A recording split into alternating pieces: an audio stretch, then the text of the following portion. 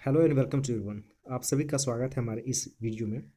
इसमें आज हम बात करेंगे हिस्ट्री ऑफ झारखंड के बारे में। हिस्ट्री ऑफ झारखंड को हम लोग पूरा डिटेल्स में आज देखेंगे और वे सभी इंपॉर्टेंट चीज़ों का हम यहाँ पे जिक्र करेंगे जो एग्ज़ाम से इम्पॉर्टेंट है, एग्ज़ाम के लिए इम्पॉर्टेंट है और एग्ज़ाम में पूछे जाने वाले जो महत्वपूर्ण सवाल बन पाते हैं उन तमाम चीज़ों को यहाँ पे आज हम लोग डिस्कस करेंगे। झारखंड का इतिहास से आपको एग्ज़ाम में देखने को 8 क्वेश्चंस मिलेंगे जो आपके पेपर सेकंड जो पीटी का है, जेपीएससी का, उसमें आपको देखने को मिलेगा। वीडियो को आप एंड तक देखिएगा, सारी चीज़ें आपको समझाने का, एक्सप्लेन करने का कोशिश करूँगा। चीज़ें बहुत इंपॉर्टेंट रहेगा और बहुत अच्छा रहेगा, आप लोग इस चीज़ को एंड तक देखिए। पहले हम लोग जानते हैं कि झारखंड जो वर्ड है, जो राज्य का हमारा नाम है झारखंड, ये झारखंड बना कैसे है। ये दो शब्द से बना हुआ है, पहला झार और दूसरा खंड से। झार का मतलब होता है झाड़ियाँ या फिर वन बोल सकते हैं। वन और झाड़ी से बना हुआ झार है। और खंड का मतलब होता है पार्ट या क्षेत्र, भाग या खंड या अंश या क्षेत्र के नाम से जानते हैं। यानी जो झाड़ी या वन वाले जो क्षेत्र हैं, जो भाग हैं, उसे ही हम लोग झारखंड कहते हैं। यानी झाड़ियों और वनों की बहुलता वाले क्षेत्र को ही हम लोग झारखंड के नाम से जानते हैं और झारखंड नाम इसलिए पड़ा।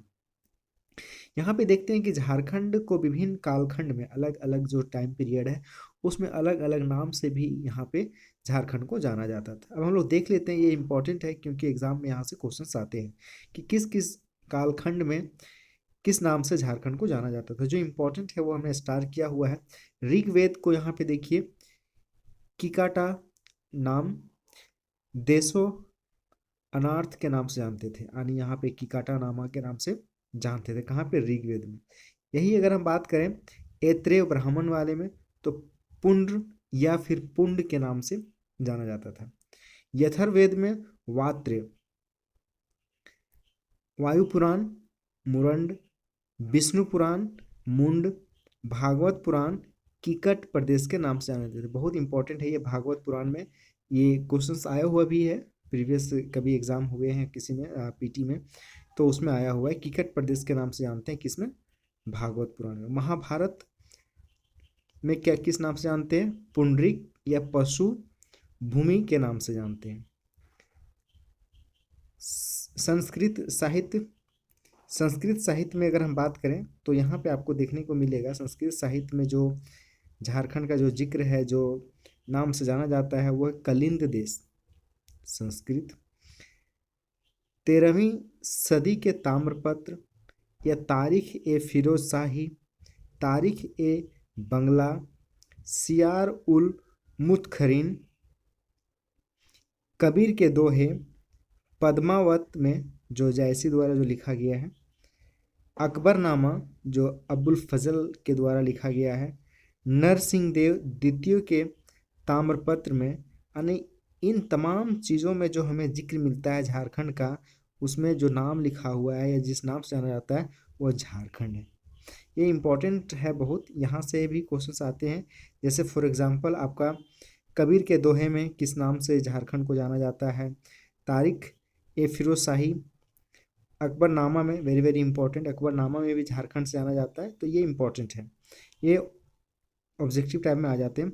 आईने अकबरी में कोकरा या खन राह, ये आप देखेंगे आईने अकबरी में क्या है, कोकरा या फिर खन राह। कौटिल्य अर्थशास्त्र में कुकट या कुकुट देश के नाम से जानते हैं। टॉलमी द्वारा किस नाम से? मुंडन। फाहियान द्वारा कुकुटलाड़, ह्वेंटसांग द्वारा किलो नासुका लाना, या फिर इसे कर्ण सुवर्ग के नाम से भी उन्होंने जिक्र किया हुआ है झारखंड को। ये आपका चीन के टूरिस्ट थे यहाँ पे जो आए थे, उनके द्वारा बताया गया है। मुगल काल में झारखंड को खुखरा या फिर कुकरा के नाम से जाना जाता था। तुजुक ए जहांगीरी में खोखरा के नाम से, और ईस्ट इंडिया कंपनी यानी ब्रिटिश ईस्ट इंडिया कंपनी के शासनकाल में छोटा नागपुर के नाम से जाना जाता था। ये तो इम्पोर्टेंट है, जो एग्ज़ाम में आ जाते हैं उसके बाद हम देखेंगे झारखंड क्षेत्र में मुंडाओं का आगमन जो है 600 ईस्वी पूर्व में हुआ था, यानी 600 ईसा पूर्व में हुआ था। उसके बाद यहाँ पे मुंडा लोग पहले मध्य भारत में रहते थे, यानी ये मध्य भारत में सेंटर में रहते थे झारखंड इंडिया के। लेकिन ये आर्यों के आगमन के बाद छोटा नागपुर में आकर के बस गए। जैसे जैसे आर्यन आए उसके बाद यहाँ पे मुंडा लोग भी झारखंड में आकर के बस गए। छोटा नागपुर का उल्लेख मौर्य सम्राट अशोक के 13वें अभिलेख में, ये इंपॉर्टेंट क्वेश्चन है, ध्यान रखिएगा। छोटा नागपुर का उल्लेख जो है मौर्य सम्राट अशोक के 13वें अभिलेख में अटावी के नाम से किया गया है। Very very important. प्राचीन काल में गुप्त शासकों एवं गौड़ शासक शशांक ने झारखंड क्षेत्र में सर्वाधिक समय तक शासन किया। ये भी इम्पोर्टेंट है कि झारखंड में सबसे अधिक समय तक कौन शासन किया है, तो यहाँ पे गुप्त शासकों और जो गौड़ के शासक शशांक थे वे लोग झारखंड में सबसे ज़्यादा समय तक शासन किया। नेक्स्ट है कि मध्यकाल में झारखंड में क्षेत्रीय राजवंशों का शासन स्थापित था। कहने का मतलब है हमने एंशिएंट का देखा, उसके बाद मध्यकाल में जो था हमारा, उस टाइम झारखंड में यहाँ के जो लोकल जो राजवंश थे उनका शासन स्थापित था। फनी मुकुट राय जिन्होंने अपना राजधानी सुतियाम्बे बनाया था। यहाँ पे देखिए फनी मुकुट राय को नागवंश का आदि पुरुष माना जाता है। किसका? नागवंश का, यानी नागवंश के भी संस्थापक के रूप में फनी मुकुट राय थे। प्रथम शताब्दी में छोटा नागपुर क्षेत्र में नागवंशी शासन का स्थापना किया गया, यानी इन्हीं के द्वारा जो है फनी मुकुट राय के द्वारा ही नागवंशी शासन की स्थापना किया गया। सुतियाम्बे को अपनी राजधानी बनाया, जैसा कि अभी मैंने बताया, सुतियाम्बे को अपना राजधानी बनाया और एक सूर्य मंदिर की भी स्थापना इन्होंने किया, जो रांची में है अभी। जो सुतियाम्बे का ही नाम आपका किशनगंज है, किशनपुर था, और फिर बाद में विल्किंसनगंज था, विल्किंसन, उसके बाद किशनगंज, फिर रांची पड़ा।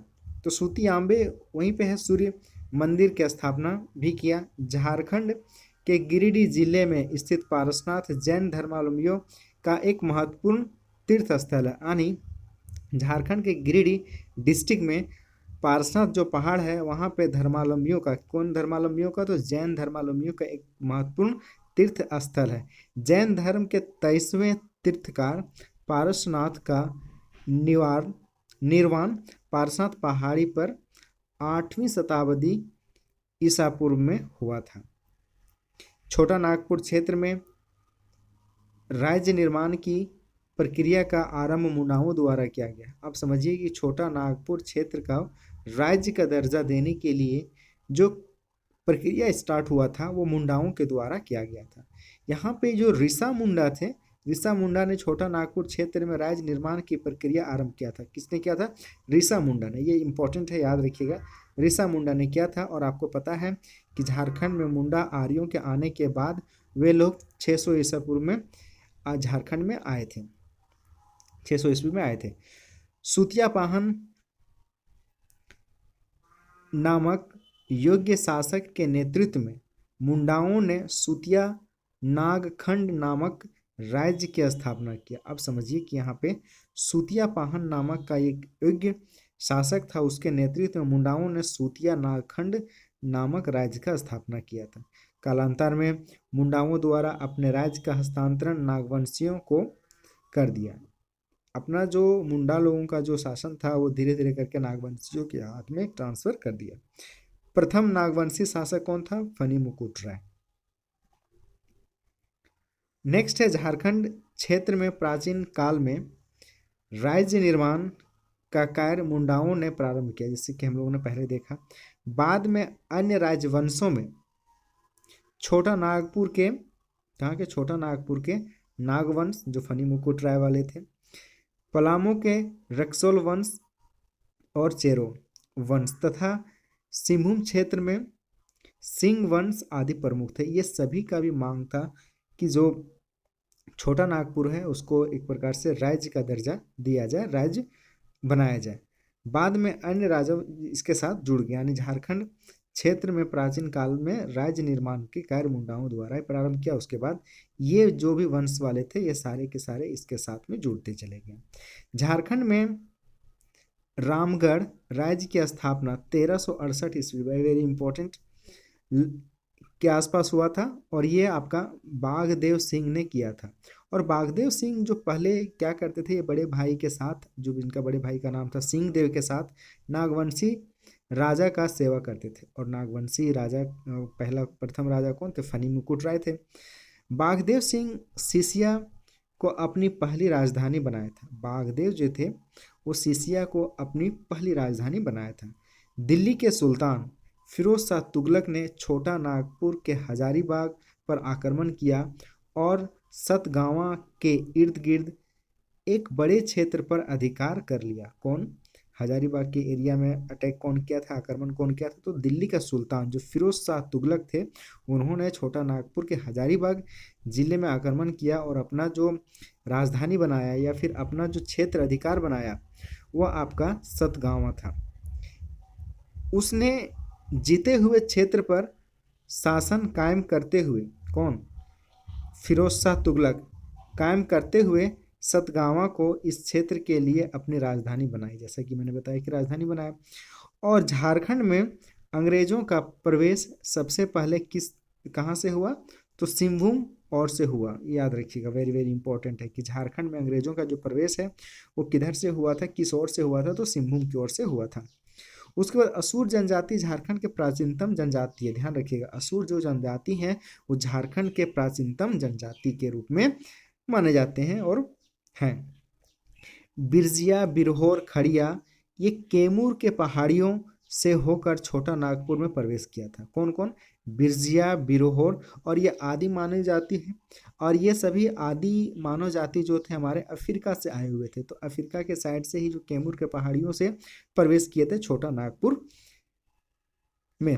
प्राचीन काल में संथाल परगना क्षेत्र को नरीखंड, याद रखिएगा, प्राचीन काल में संथाल परगना क्षेत्र को, संथाल परगना वाला जो एरिया था उसको नरीखंड और बाद में इसे कांकजोल नाम से संबोधित किया गया। बहुत इंपॉर्टेंट है ये कि संथाल परगना वाले एरिया को प्राचीन काल में किस नाम से जाना जाता था, पहले नरीखंड और बाद में इसे के कांकजोल नाम से संबोधित किया गया। जनजातियों की अधिकता के कारण झारखंड को कर्कखंड भी कहा जाता है। देखिए झारखंड से कर्क रेखा भी गुजरी हुई है, तो ये मत समझिएगा कि कर्कखंड इसलिए कहा जाता था। यहाँ पे जनजातियों की बहुत ज़्यादा अधिकता होने की वजह से इसे कर्कखंड कहा जाता है। दक्षिण पश्चिम फ्रंटियर एजेंसी यानी साउथ वेस्ट फ्रंटियर एजेंसी की स्थापना 1833 ईस्वी में किया गया था और इसका जो मुख्यालय जो बनाया गया था, हेड क्वार्टर, वो आपका विल्किंसनगंज या किशुनपुर, जिसका नाम बाद में क्या पड़ा, रांची पड़ा।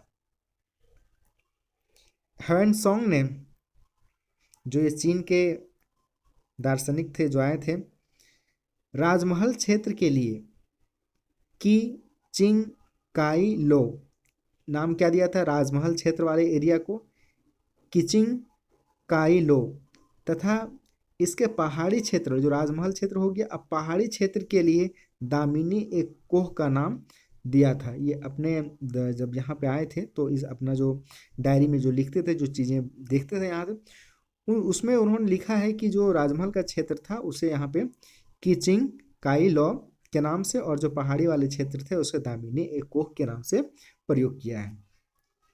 उसके बाद कैप्टन टेलर के सर्वेक्षण के आधार पर देखा जाए तो 1824 ईस्वी में दामिनी कोह को स्थापना हुई थी। कहने का मतलब है कि जो यहाँ पे कैप्टन टेनर हैं, इनका जब सर्वे हो रहा था, जो सर्वे कर रहे थे उस वक्त में यानी 1824 ईस्वी में दामिनी एक कोह की स्थापना हुई थी।